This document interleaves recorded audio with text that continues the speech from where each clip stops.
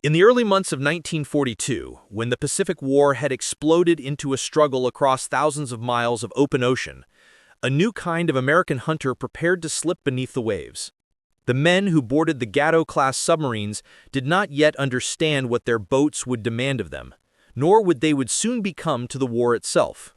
They only knew that their world was shrinking into steel corridors, barely wide enough for two men to pass, and that once they submerged, they would leave the sun behind for days, sometimes weeks, at a time. The departure always began the same way. Under red lights on the deck at night, the crew moving quietly to their stations, while the diesel engines thumped a deep mechanical rhythm into the hull. The water around Pearl Harbor glowed faintly under the moon, but beyond the harbor mouth was only darkness, endless and heavy. The submarine slid forward like a shadow, leaving behind the last safe lights of land. Men who moments before had been joking on the pier now stood silent, gripping rails, feeling the weight of something larger than fear. Responsibility.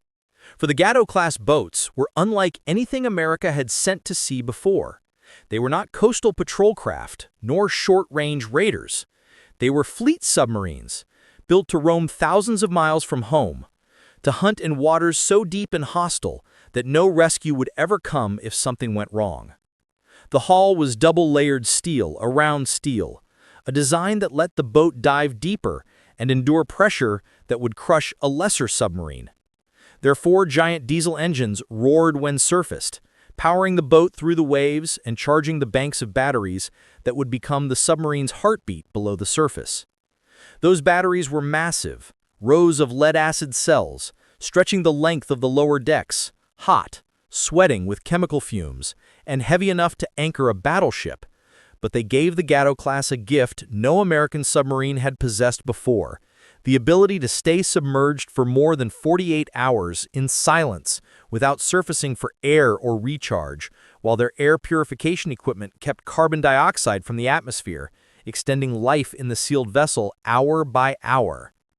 A lesser submarine might be forced to surface quickly, giving itself away to aircraft and patrol boats, but a Gato could lie still on the seabed or drift silently through deep water for 2 days or more. By 1942, that made the difference between life and death. Because in waters patrolled constantly by Japanese planes, surfacing at the wrong moment was fatal. This opening patrol into the silent world set the tone for every mission that followed. The men learned quickly that the ocean did not forgive mistakes. The pressure at depth pressed on the hull like an unending fist. Any mechanical failure could become a death sentence. Any loud sound could bring enemy destroyers racing towards them with depth charges. They learned to listen, their ears attuned, not to wind or waves, but to the heartbeat of the submarine, the faint shift in pitch of a motor, the distant thrum of propellers above, the change in airflow through a vent. These small things told them whether death was far away or close enough to taste. Yet, even as fear coiled inside every man, the silence became their ally. The Gato-class boats vanished into enemy waters for weeks at a time, slipping past patrol lines, avoiding aircraft, waiting, always waiting, until their moment came. And in that silent world, the legend of America's long-range submarines began to grow, not from battles won, but from the discipline to disappear, to endure, and to strike only when the deep allowed it. When a Gato-class submarine submerged for a long dive, the sensation was like the world tightening around every man aboard. The steel hull that had felt merely cramped on the surface now felt like a coffin drifting in black water. The temperature rose almost immediately, the air thickened, and every sound seemed to echo against metal plates until the entire boat felt alive with muffled vibrations. The crew called these hours the no-sun days, because once the hatches sealed, there was no telling when they would see light again. On this patrol, the boat had gone deep to avoid a Japanese reconnaissance plane that appeared suddenly on the horizon. The captain ordered silent running, and within minutes, the submarine descended to more than 200 feet, where sunlight no longer reached.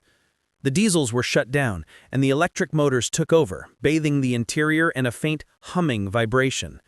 The red lights in the passageways dimmed even further, and men moved slowly, deliberately, careful not to create noise that could travel through the hull into the waiting ears of enemy sonar. In the forward compartment, torpedoes rested in their racks, cold metal giants with sleeping power. Men slept in canvas bunks suspended above them, arms dangling near warheads because space was so limited that there was no choice but to share living quarters with weapons. In the control room, the diving officer monitored the depth gauge closely, while droplets of condensation fell from overhead pipes, splashing onto the metal floor. Every few minutes, a sailor wiped the moisture away so the floor would not become dangerously slick. In the battery spaces, heat built steadily. The lead-acid cells beneath the deck released a constant warmth, mixing with the body heat of 80 men sealed inside a tube. The air purification system hummed as it worked tirelessly to scrub carbon dioxide from the atmosphere using canisters of soda lime, while the boat recycled every precious breath of air. Inside these compartments, the smell was unmistakable. Diesel residue, mixed with cooking oil, sweat, rubber insulation, and stale humidity. It was a smell that clung to every surface and every piece of clothing, and once a patrol ended, the men carried it with them onto the dock for hours until fresh air finally washed it away. In the aft section, close to the maneuvering room where electricians monitored voltage levels, the heat became almost suffocating. Men stripped to their undershirts, wiping their faces repeatedly with towels as they kept watch over the batteries that powered the entire submarine during these critical hours. If a battery overheated or failed, it could mean catastrophic flooding or electrical fire. The pressure of responsibility hung over them as heavily as the water outside the hull. Meals during a long dive were a quiet affair.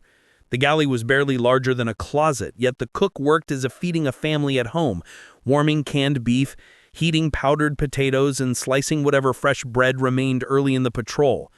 Men lined up, carrying trays, whispering jokes, but never raising their voices. Their laughter never rose above a murmur. The cook's voice rarely rose above a whisper because even a dropped ladle might echo through the hull with disastrous consequences.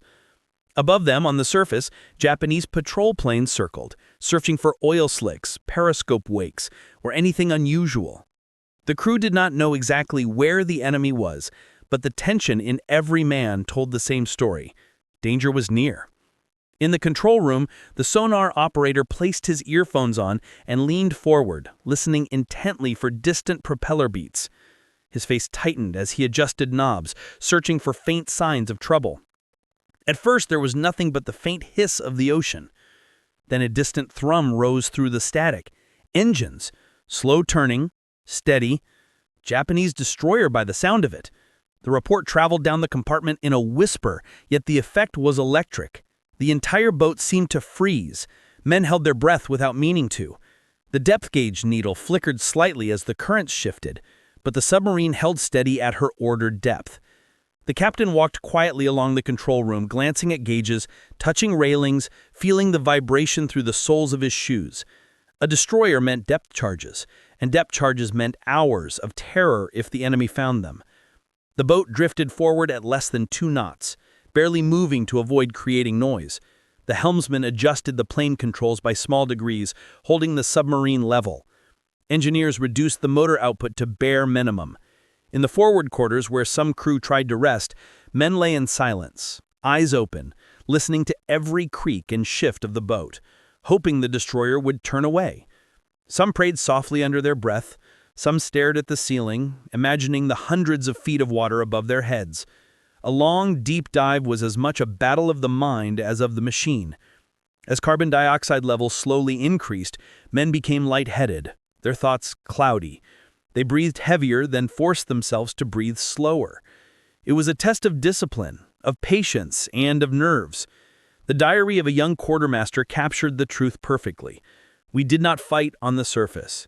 We fought in silence, with patience and nerves. As the hours dragged on, the destroyer above grew distant. The sonar operator listened intently until the propeller beats faded and finally vanished. The crew allowed themselves a silent collective breath of relief, but they did not surface yet. They stayed deep for many more hours to be certain. By then the air was heavy with the weight of 70 men exhaling inside a sealed tube. Sweat rolled down their backs and dripped from elbows. Condensation gathered in droplets on pipes overhead, falling rhythmically like a slow ticking clock. In the galley, the cook wiped his brow and opened a can of fruit cocktail that he saved for the hardest moments. It tasted like paradise. The slightest change in routine was a treasure. Lunch might be cold beans or powdered eggs, but it tasted like a feast after 12 hours of silent running.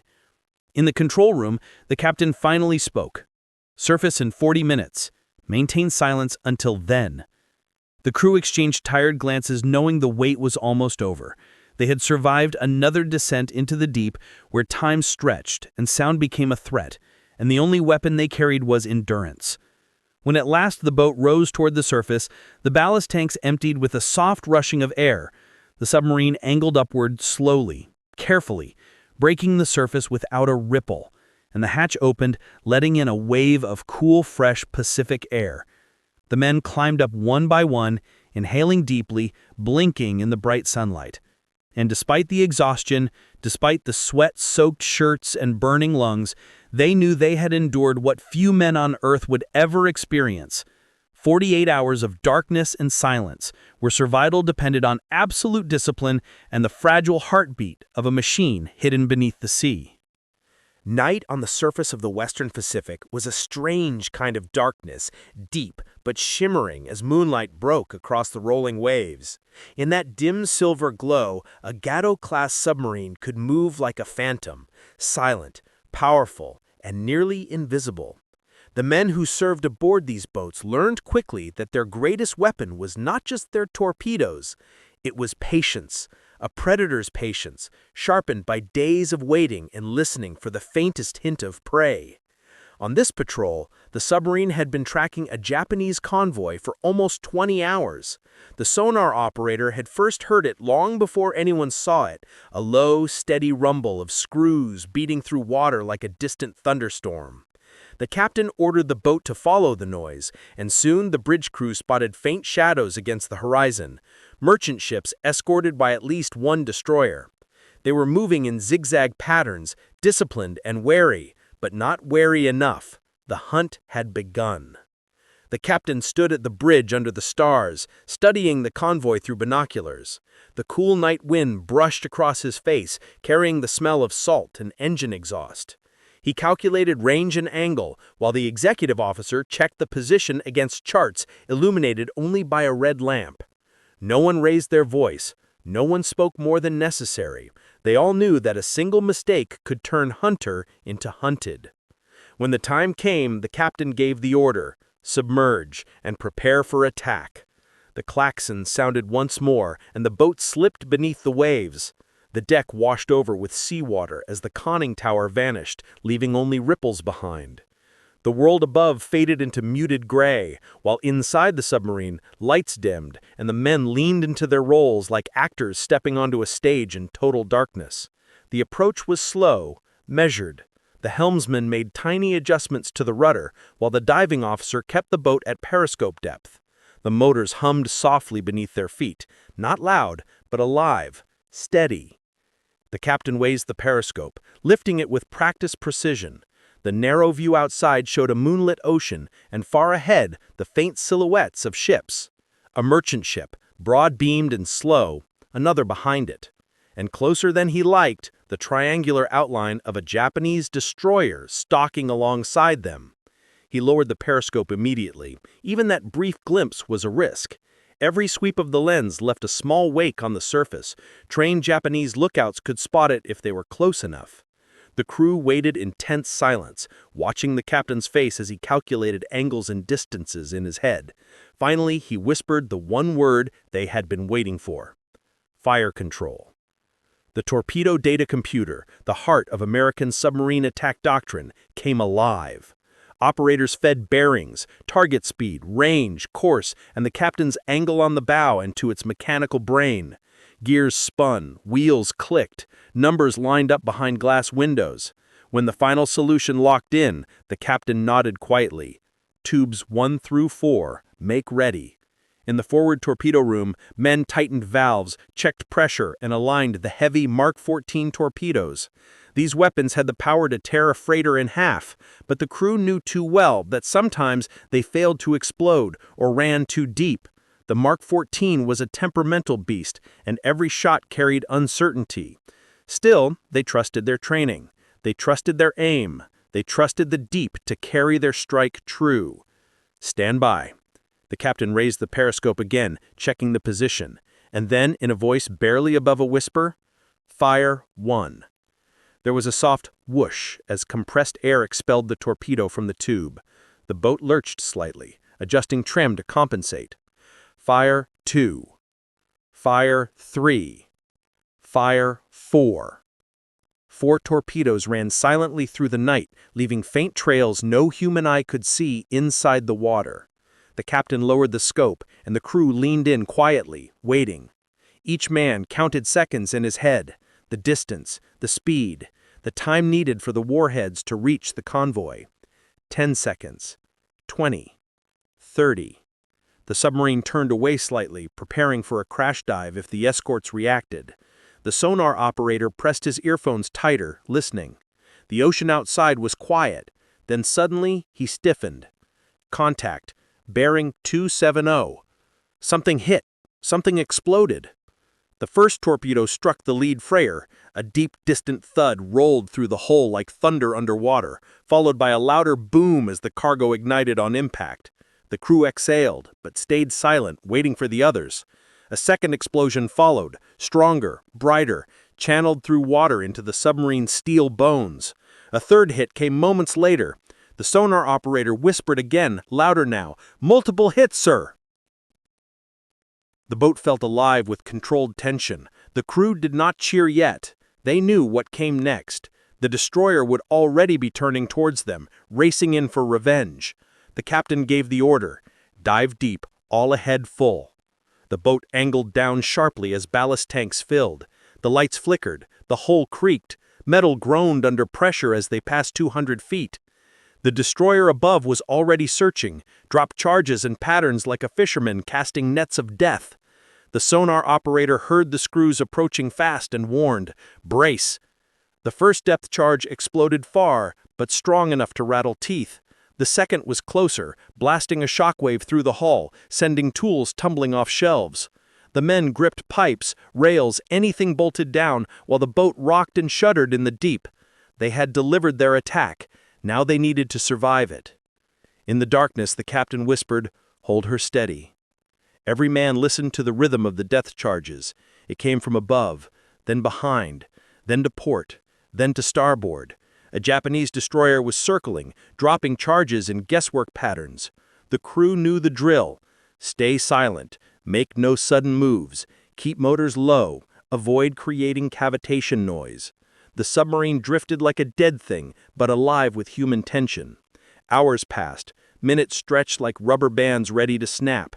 And then, as suddenly as it began, the pattern of explosions slowed. The destroyer engines grew distant. Finally, the sonar operator whispered with relief, "They are pulling away, sir." The captain nodded, staying calm even as men exhaled around him. Sweat soaked their shirts. Condensation dripped from pipes. The air was stale, but they were alive. Slowly, the submarine rose back toward safer depth. The attack had been a success. Despite the danger, despite Mark 14's reputation, despite the destroyer's response, the Gato had struck hard and escaped. The men allowed themselves tired smiles. In the diary of one crewman that night, he wrote, "We do not chase victory, we stalk it in silence." For the Gato-class hunters, it was only one battle among many, a single strike in a war fought in shadows.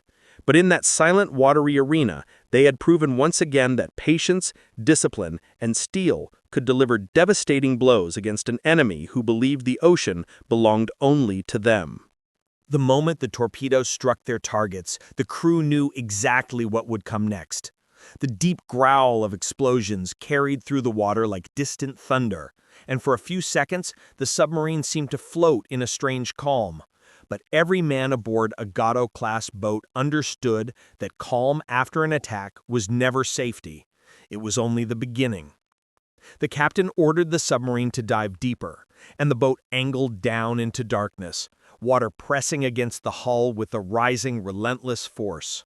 The control room lights dimmed, the motors slowed to a low hum, and the air took on a heavy stillness that settled over the men like a blanket. As they passed 200 feet, the steel around them began to creak in slow, rhythmic groans, as if the ocean were whispering against the hull.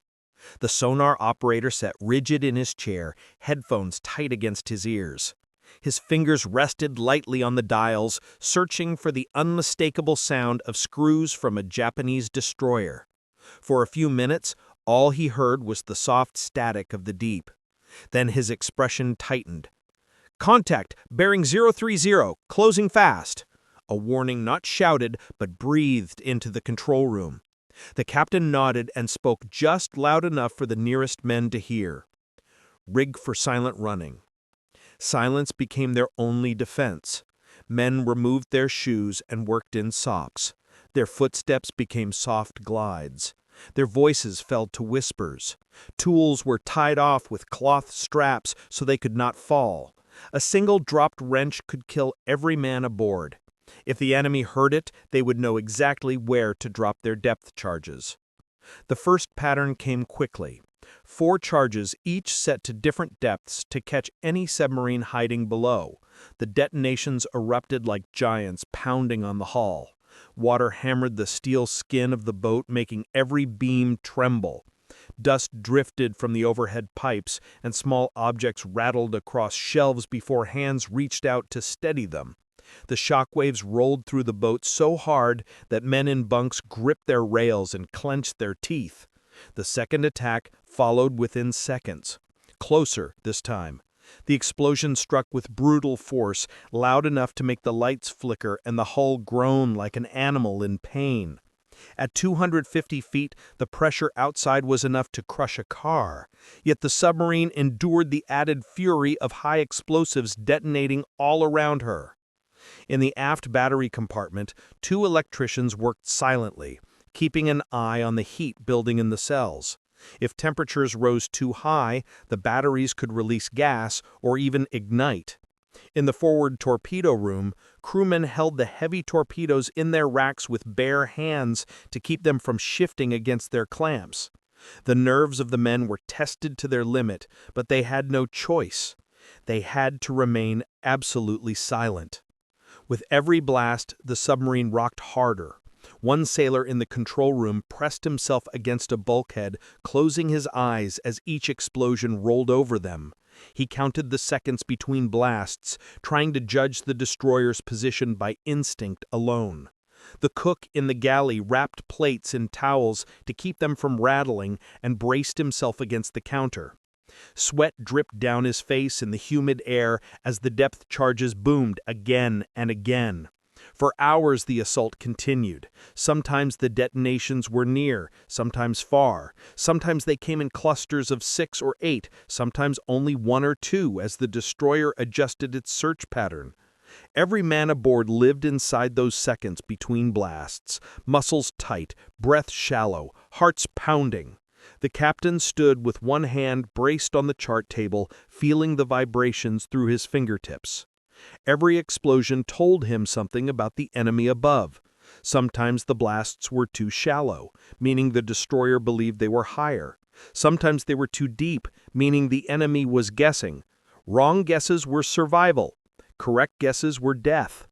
The third pattern was the closest. A depth charge detonated so near the hull that the entire submarine lurched violently. Men were thrown from their positions, a gauge cracked, a light fixture shattered. Water sprayed from a loosened valve, and 2 sailors rushed to tighten it using cloth wrapped around their hands. The hull groaned with a long, wavering moan that made every man freeze, praying it would not buckle. But the Gato-class had a strong double hull built to withstand pressure deeper than any American submarine before her. The steel held. Even after the shockwave tried to crush it inward, it held. In the maneuvering room, the electricians adjusted power to keep the motors as quiet as possible. Reducing noise reduced survival chances, but running the motors too low risked losing control of the boat. It was a tight line, a dangerous balance. They worked without speaking, trading tools by touch alone. In the forward battery room, the air grew heavy, thicker with each breath, as carbon dioxide slowly accumulated despite the purifiers. Men forced themselves to breathe slowly, deliberately, fighting the instinct to inhale deeply as stress tightened their chests.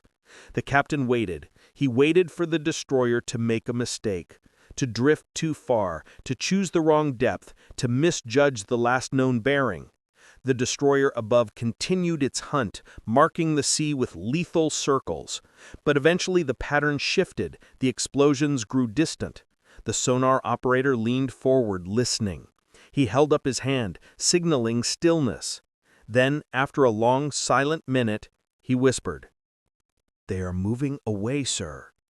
The words traveled through the boat like a spark of light.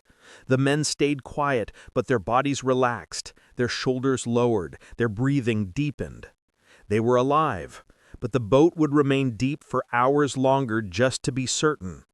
Every man returned to his post, operating in the heat and stale air, exhausted but focused. When the captain finally ordered a slow ascent, many hours had passed. The submarine rose carefully, maintaining silence until the hull felt the shifting pressure of shallower water.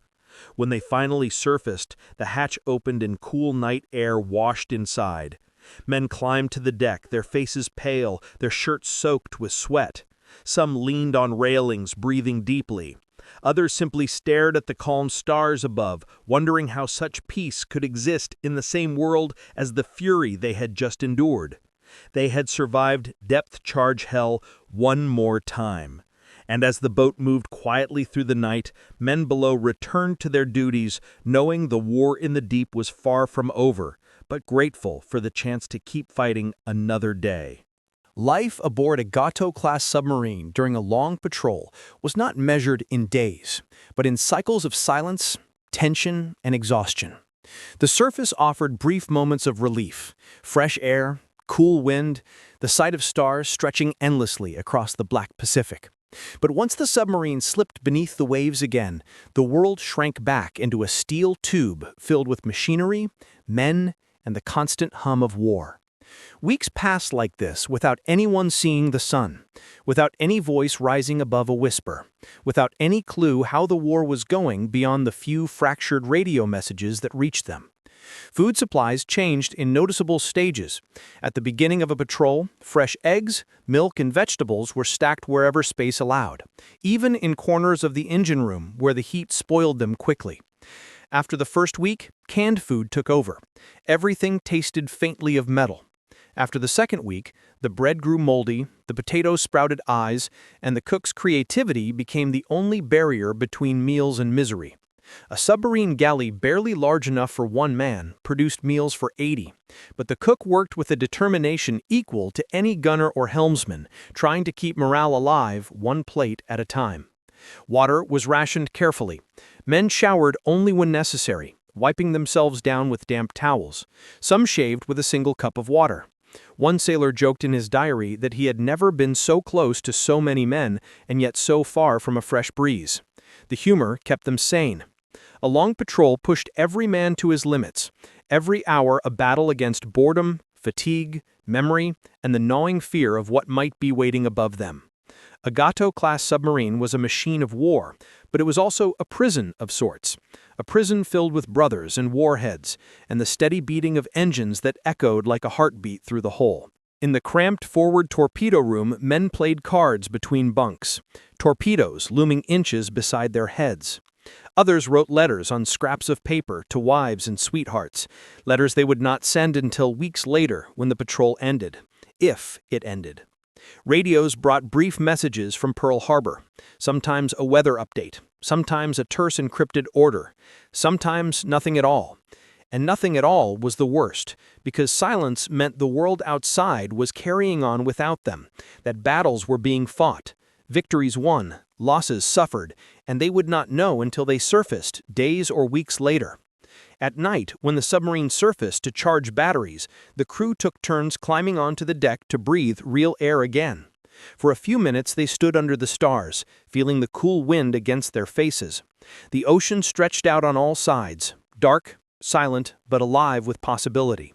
Every man knew that beneath that calm were ships carrying supplies, fuel, weapons, and soldiers for Japan. And every man aboard this Gato-class boat knew it was their job to stop them. The submarine became a shark, moving through enemy waters unseen, unheard, unstoppable. They tracked shipping lanes, slipped past patrols, and waited for the perfect moment to strike, sometimes following a convoy for days through storm waves and fog before the chance finally came. When the attack order came, it came suddenly. The boat would dive, turn sharply, adjust course, the captain issuing commands in short, calm phrases. The control room shifted from weary quiet to electric tension as every man moved to his station. Men who had been half asleep moments before stood alert, eyes sharp, nerves tight. The torpedoes fired silently through water, then the submarine dived deep, bracing for explosive retaliation. By 1943, every man aboard knew the pattern well. Attack, dive, endure, surface, escape. Weeks dragged on like this. Hunt, hide, strike, survive. Then repeated until fuel, rations, or torpedo stocks ran low, until the captain finally gave the order, turn for Pearl Harbor. The journey home was different. Every man felt the weight lift little by little as the submarine left enemy waters. The tension in the air softened. The jokes returned. The cook saved the last can of fruit cocktail for the final night, a tradition aboard many submarines, a celebration for those who made it, and a silent toast to those who did not.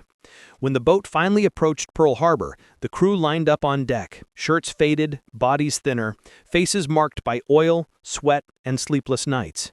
But as the submarine passed into the harbor and the first sight of land came into view, the men straightened. A band sometimes played on the pier, and families waited on the dock, but even if no one waited, the simple sight of home was more than enough. Shore leave would come. Repairs would begin, the boat would be resupplied, refueled, restocked with new torpedoes and fresh food. But in that moment, as the crew stepped off the gangway, they felt the pride of men who had disappeared into enemy waters for weeks at a time, fought without being seen, survived what most would never understand, and returned victorious. The statistics would later prove what these men already knew. Submarines made up less than 2% of the American Navy, yet they sank more than half of all Japanese merchant tonnage. They were the silent blade of the Pacific War, cutting supply lines, strangling the empire island by island, mile by mile. But behind the numbers were the men who had endured the heat, the hunger, the fear, and the endless silence of the deep. They had fought in shadows, waiting patiently while the war waged above. They had fought in silence while the world shouted. They had fought in darkness so others could fight in daylight. As one crewman wrote in his journal upon returning from patrol, "We survived the deep. We survived ourselves." And the Gato-class submarines, the boats that stayed hidden in enemy waters for weeks, would forever carry the legacy of those who served within their steel walls. Men whose courage was measured not in noise and glory, but in the quiet endurance of the silent war beneath the sea.